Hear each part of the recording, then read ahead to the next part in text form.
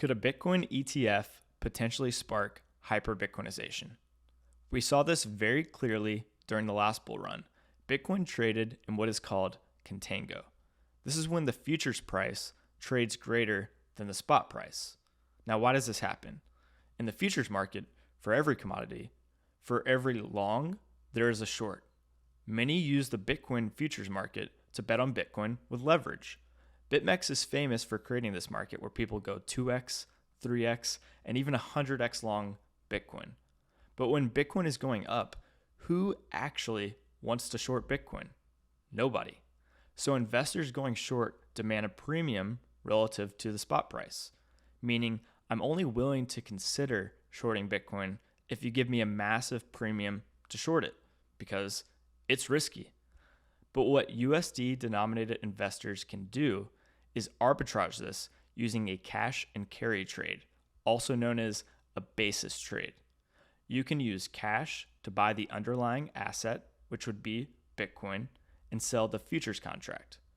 Then you carry both spot Bitcoin and the futures contract until the contract expires, allowing you to collect the premium the futures contract was trading at.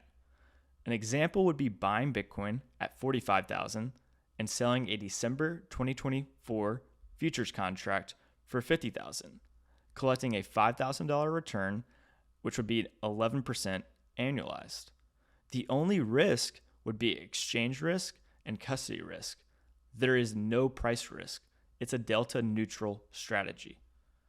This gets interesting because the only way to perform this trade is to buy spot Bitcoin, which drives up the spot price, which makes even less people want to short Bitcoin, making the arbitrage opportunity even bigger.